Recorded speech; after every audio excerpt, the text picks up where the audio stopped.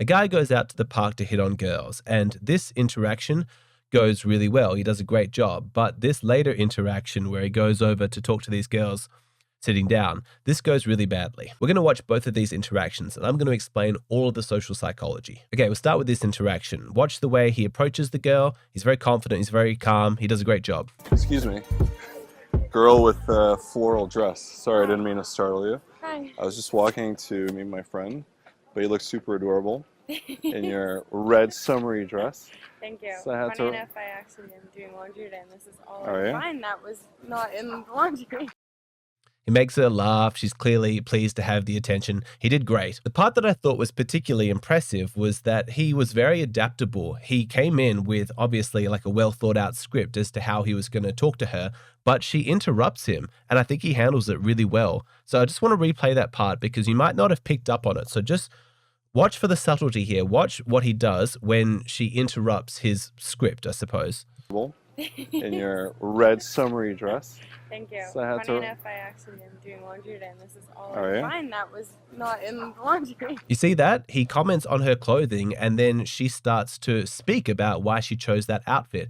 And he does the best possible thing in this instance. He lets himself be interrupted. He lets her speak. See, a lot of guys, when they're trying to speak to women, they get so nervous that they just kind of push on with whatever they had planned to say, especially if they've been studying like how to approach women and pick up artist techniques. Like they've got their script and they just want to get it out. And the very nerves that are coming up, you know, in their body and telling them to panic, it's just so overwhelming that they almost want to keep talking in order to maintain some sense of control of the situation. Like their frame is that fragile that they need to keep speaking in order to keep that momentum going. You could actually hear that he was about to start another sentence, but she started to speak about how she got her dress from the laundry or whatever, and he just goes quiet. I mean, he maintains rapport. He's like nodding his head saying, oh yeah, you know, to keep the vibe flowing, but he's adaptable. He's socially calibrated. He's able to step back and let a natural conversation evolve. She's not just an audience to his performance. One of the reasons this is so important is because from a female psychology perspective,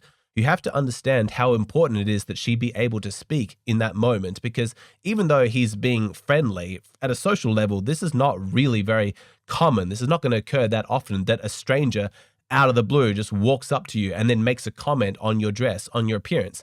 And while he appears very friendly, please understand from a woman's perspective, this is potentially a dangerous situation. Like, who is this man who's just come up and spoken to me? And so she's also going to be feeling quite a lot of nerves in that moment. Are his intentions good? Am I safe? And those nerves are kind of pushing her to regain some sense of control over the situation. So he's spoken for a little bit, but instead of letting him just finish, she wants to interrupt and sort of say something out of like a nervous laughter. Oh yeah, I just got this from the laundry. And when she sees that he is able to not interrupt her, to just let her speak, that he's a socially calibrated person, it's going to reassure her, put her at ease, like, this is not a dangerous situation. This is a fun situation. Look, this guy is normal. I know that there is dating advice out there that says, you know, you never let a woman just interrupt you, you know, take that opportunity to be like, whoa, you're so rude and stop interrupting me. But please understand that kind of thing comes later on in an interaction, especially if you know that somebody. And it can be a fun way to tease a girl. It can be very flirtatious, like, wow, you just love interrupting me, don't you? But when you're first talking to a woman in the first couple of seconds, obviously that's not the right thing to do. Whatever she needs to do in that moment to feel at ease, to make herself feel safe, you should be able to accommodate. Not in a supplicating way, but in a manner that demonstrates that you're confident in your frame. You can let go of the reins and let an organic conversation evolve. I really like this girl, and you're going to see why when you watch the next part of this clip. All that you could find to like wear? Yes.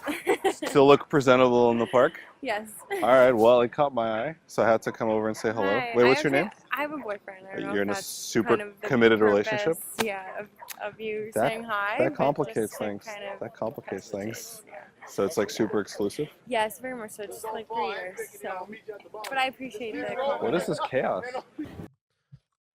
What I really like about what she's done there is when it's become obvious that the purpose of him approaching her, and he's quite bold. He's like, well, it caught my eye. I wanted to come talk to you. Then she's like, he's hitting on me. Out of loyalty to my boyfriend, I'll let you know. It's respectful to the guy. It's respectful to her boyfriend. She's not being a bitch about it. In fact, she's being very friendly. I also really like the way that he handles it. He's calm. He's masculine. He doesn't back down from what he's doing. It was obviously the intention for why he came to talk to her, so there's nothing to be gained by pretending otherwise. A less secure man might get really upset, like, well, who says I was hitting on you? I'm just being friendly. Or he might panic and be like, oh, no, it's not like that. I'm trying to make new friends. I'm trying to, ask somebody the time, whatever nonsense. That kind of thing makes women feel really uncomfortable because they're good at reading body language, social cues, tone of voice. When there's a miscalibration between who you are and who you say you are, she's going to pick up on it and you're going to make her uncomfortable. But that's not what happens in this interaction. Obviously, she's got a boyfriend, so it's not going to go anywhere, but he handles it really well and he's probably made her day. He was friendly, she was friendly, she thanks him for the compliment. It's a nice, pleasant interaction. Both people can leave feeling good. This next interaction, though, is not like that. I think there are a number of mistakes made, and I think the psychology behind what goes on here is really, really interesting. So let's watch it.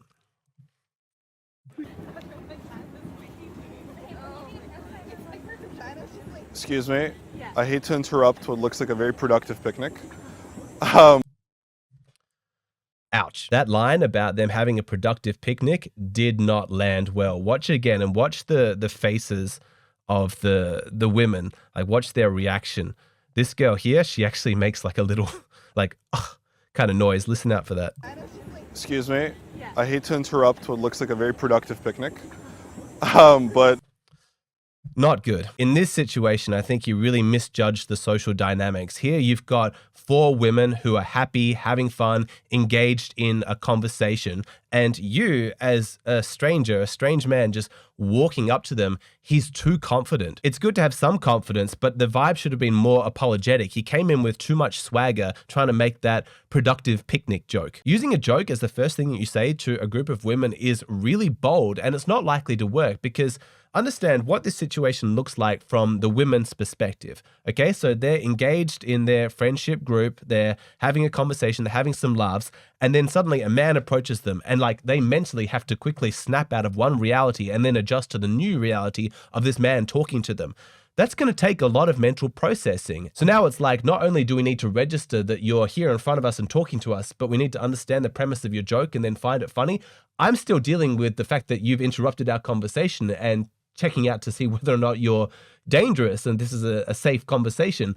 I'm not at ease yet to be able to laugh at your jokes. The joke doesn't land, and if I'm totally honest, I don't really understand the humor by I'm sorry to interrupt your productive picnic. I'm not totally confident that I understand what the joke was intending to be. My best guess would be he's trying to juxtapose productive is being very efficient and getting things done, and a picnic is all about just relaxing and having fun. And so the idea of a productive picnic is somewhat absurd, and maybe that's the humor. But I mean, that's not really very funny, and that takes a fair amount of mental work to be able to understand. I think it's quite dangerous that potentially his comment, came off as sarcasm. Sorry to interrupt your productive picnic. That's obviously not the way that he intended it, but these girls don't know. They've never met him before. They don't know his sense of humor. You see, you have to be extremely careful anytime you are making a statement about how somebody else is, who they are. So as a group, he's come in and he's defined them oh, you guys are having a productive picnic. Now, maybe if he had accurately diagnosed the situation,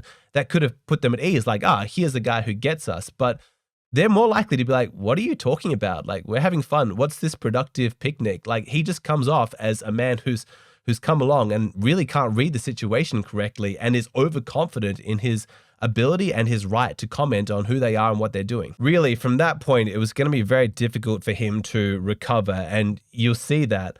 We'll watch the interaction again, but watch how he tries to handle the aftermath after making this initial mistake. It's not easy to watch. Excuse me. I hate to interrupt what looks like a very productive picnic. But we're looking for this flea market. We're trying to film a vlog. It's supposed to be 12 to 6 in Trinity Bellwood, and I cannot find it. You look like somebody who would know about a flea market.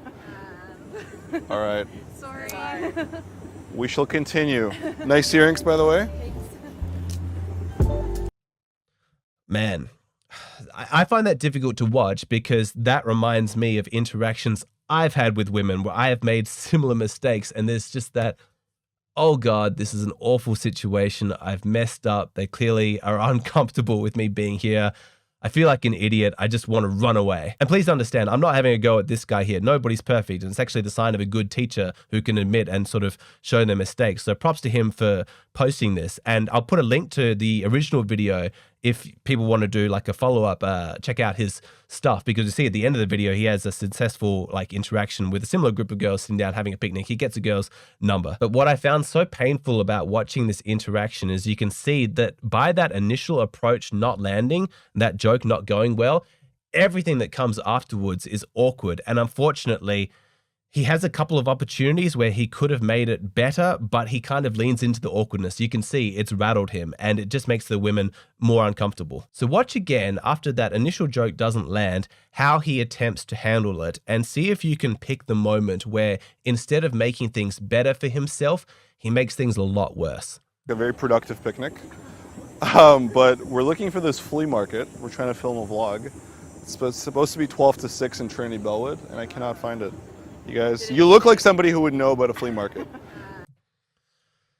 Not good. So he actually started off reasonably good there. Like his joke didn't land, but he's like, all right, let me put you guys at ease by explaining, here's why I've approached you. I'm looking for this event. I was hoping you guys could help me out. What he should have done is just stop talking at the end of that, because that's completely reasonable. That's why he's talking to us. He's asked us a question. Now he's giving us the space to answer.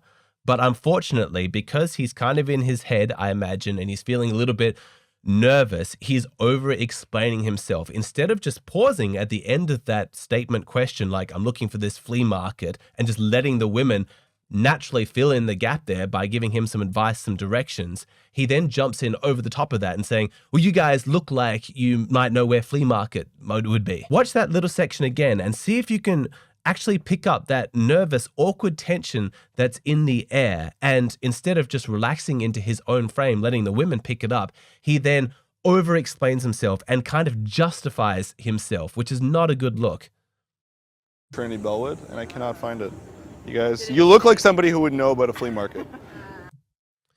It's not good. And he's also making the same mistake again of being too bold in sort of stating who the women are, what the women are. You girls are women that look like you know where a flea market is. I mean, this might seem harmless to you, like looks like nobody. This is just meaningless, flirty banter. But particularly because his frame wasn't good in the initial approach and the whole conversation has a bit of an awkward tinge to it, this really doesn't land, because I'm sure these women are not in the mood to, again, be told what they look like by this guy who they're not finding very socially calibrated. He would have been so much better to simply ask his question, do you guys know where this flea market is? And then just let the silence sit. Just be comfortable in it. Let the women answer the initial question that you've asked. But by leapfrogging from, I want to know where the flea market is, to, you guys look like you know where a flea market is, he's starting like another train of the conversation. Like his nervous energy is just sort of jackknifing, trying to find something that's going to land. He should have had confidence to just rest. He could have recovered the situation. So at this stage, the conversation's really not going well, and I don't think that he handles the exit particularly well either. We'll just watch that one again and see where I think his mistake is. Somebody who would know about a flea market. Actually, just... I don't know if you're picking up it again, but this girl, she's got a very expressive face. You can see, just to drive home the point I was making earlier, like he's making that statement about, this is who you girls are. You look like you know where the market is. She gives a kind of look and a laugh that's like, the audacity of this guy. Like she's finding him not socially calibrated at all. So just watch that again, and then we'll watch how he exits the situation. But watch her face. You look like somebody who would know about a flea market. All right. Sorry. We shall continue. Nice earrings, by the way. Again, it's just that awkward, nervous tension that's hanging in the air. You know, none of the women are filling in the blanks anymore. They're not asking him questions. They're not starting conversations. They're letting it be awkward, hoping that he's going to pick up that it's awkward and then make his exit. They want him to leave. So how does he exit the situation? He says, we shall continue looking. Nice earrings, by the way. And I don't think that this is the right thing to do. I think he should have thanked the girls for their help, even though they didn't know. There's no shame in messing up an approach. There's no shame in being socially awkward every now and then. You're going to mess up. That's absolutely fine. But I think, you know, when somebody has actually taken the time to listen to your request and then apologize, oh, I wish I would be able to help you. Sorry. it's just polite to say, no worries, thank you anyway. I'm also not a big fan of like a throwaway compliment on their appearance or something that they're wearing while you're leaving. You have to be very, very careful if you're ever going to make a statement about like a woman's clothing choice or her appearance in some way, because it makes a woman feel incredibly self-aware, like she's self-conscious of her appearance at the moment, and she's very aware that she's being studied and that you're noticing things about her appearance. Now, if the conversation's going good and she likes to look at you and the vibe is on, then statements about what she's wearing, her appearance and things like that, if done correctly, can be a very powerful way to increase the intimacy, to create a sort of like sexual vibe. But if the conversation's not going well, it has almost the opposite effect. So it's a high risk, high reward strategy. That's all from me for today. But if you want to watch more content that I've created, you might want to check out the latest video that I've posted on Patreon. It's a 40-minute discussion with my buddy Matt, where we talk about whether or not women feel entitled to men's resources and whether or not there's any kind of moral judgment for men who by choice don't want to participate in the dating market.